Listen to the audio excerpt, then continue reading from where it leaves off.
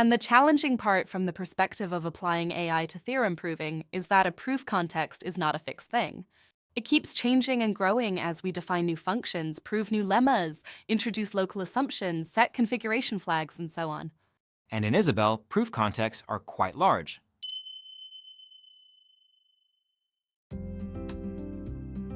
Hello everyone, and welcome back to United Reasoning. I'm Justin, and I'm coming to you from Prague on this brisk 9th of December.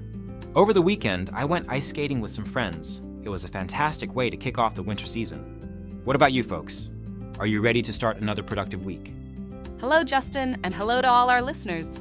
I'm feeling much better, thank you, although I'm joining from home just to be on the safe side. I'll admit, the winter in Prague hasn't been my favorite this year, but I've enjoyed catching up on some reading. Hello from Bangalore. While you were out skating, I was here enjoying the warm sun. I'm glad to be back with you both. And yes, let's make this a productive week. That's the spirit.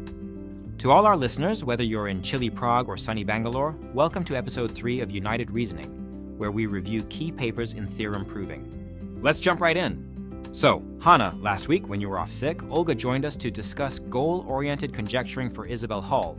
Just to catch you up, the paper introduced PGT, a tool designed to automate conjecturing by transforming proof goals. It creates intermediate lemmas that make difficult goals more manageable. Pretty neat, right? Definitely. I've read a bit about PGT and it seems like a great addition to the proof strategy toolkit. It builds on the PSL framework, right? Exactly. It integrates seamlessly with PSL and allows users to explore a larger proof space. The key benefit is that it automates the generation of useful conjectures, so you spend less time manually creating intermediate steps. I found it fascinating that PGT combines dynamic inductive methods with tools like fast force and quick check to prune invalid conjectures. It's a smart way to tackle the inefficiencies of traditional proof. That sounds impressive. Thanks for the summary, Justin and Aaliya. I'm ready to dive into this week's paper. Great. This week we're discussing PaMpeR, a proof method recommendation system for Isabelle/HOL. It's another innovative theorem proving tool. Unlike PSL and PGT, which we introduced in the last 2 episodes, PaMpeR focuses on recommending individual proof methods instead of producing complete proof scripts by performing a proof search. Right. PSL and PGT are great at providing complete proof scripts, and their recommendations go through Isabelle's proof kernel to maximize the correctness of the resulting proof scripts.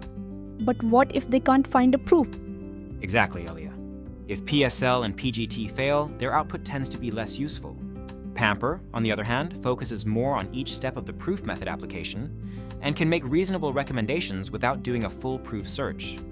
Proof methods? I'm not quite sure what that means. Oh, don't worry, Aaliya. Proof tactics and proof methods are almost synonymous. They are often used interchangeably. Right.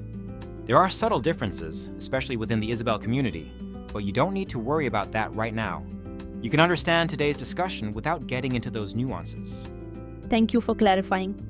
PaMpeR, short for proof method recommendation, uses machine learning to recommend proof methods based on previous proof corpora. Think of it as an intelligent assistant that learns from expert users and helps novices choose the right tools. Learns from expert users?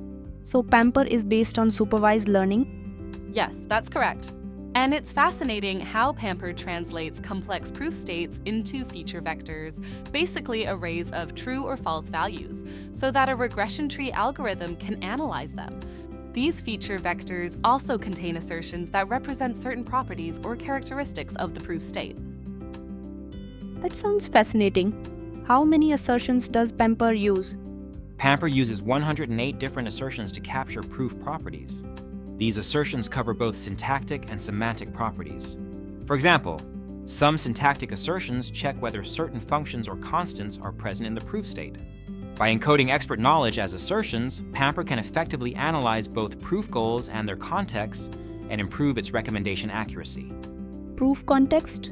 I keep hearing this word. Is a proof context different from a proof goal? Great question, Aaliya.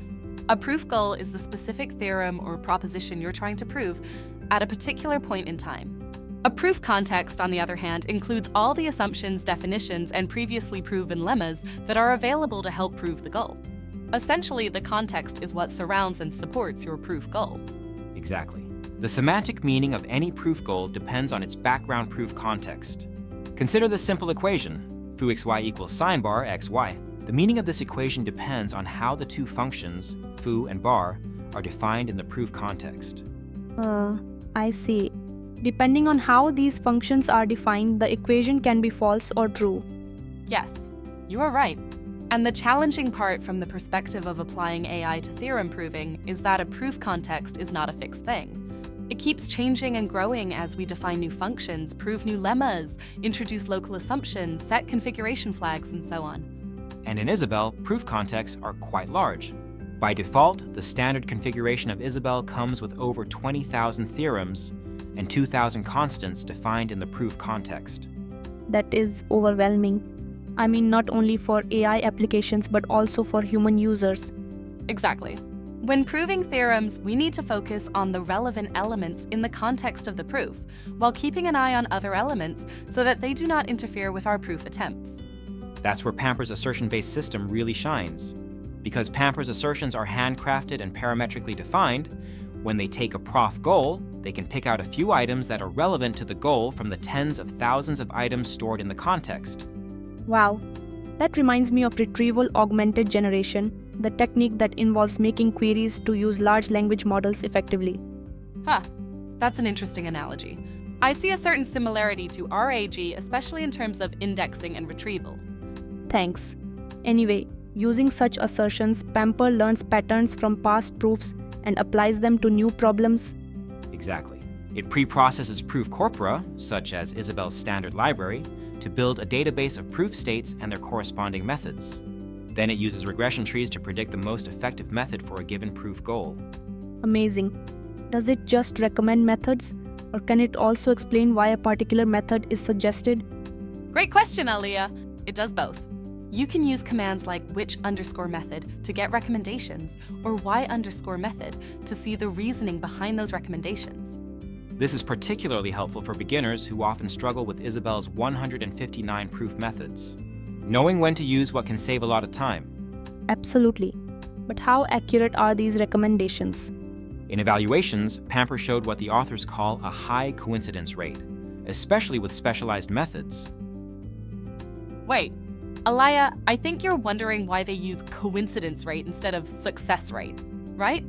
Exactly. I'm a bit confused. Well, coincidence rate measures how often PaMpeR's recommended methods match those used by experienced users in the evaluation dataset. Unlike success rate, which implies an absolute correctness, coincidence rate reflects that there can be multiple valid methods for a proof state. It's not about being the only right answer, it's about how often the tool's suggestions match the expert's choices. Right. It captures the idea that in theorem proving there are often several different methods that could work, not just one right choice. Exactly. I was actually confused about this term myself, so I talked to the author, Yutaka. He told me that we should consider a coincidence rate as a conservative estimate of the true success rate, assuming that the expert's proof scripts used for evaluation are ideal proofs. Wait, assuming that the expert's proof scripts used for evaluation are ideal proofs? Why did he say that? The evaluation is based on Isabelle's standard library and the archive of formal proofs. Aren't these already considered ideal proofs? Are we missing something here? Haha, healthy skepticism, Aaliya. You make a good point. As I understand it, he more or less believes that these proof scripts are ideal proofs because of the technical maturity of the contributors and the peer review system of the archive of formal proofs. But he's not entirely sure. Yeah, I heard that from him too. It seems that some of the proof scripts in the standard library and the archive of formal proofs are a bit outdated for use as training or evaluation data. While these scripts work with the latest official release of Isabelle, some lines use proof tactics that he suspects are no longer necessary, since we now have stronger tactics that can replace the old ones. Also, some proof scripts in the database are written by meta tools like Sledgehammer and PSL, which complicates the situation even more. What? Oh, sorry. My mother is calling me from downstairs for something. Can we take a 5-minute break? Sure. I'm feeling thirsty too. Let's take a break. Okay. See you in 5 minutes.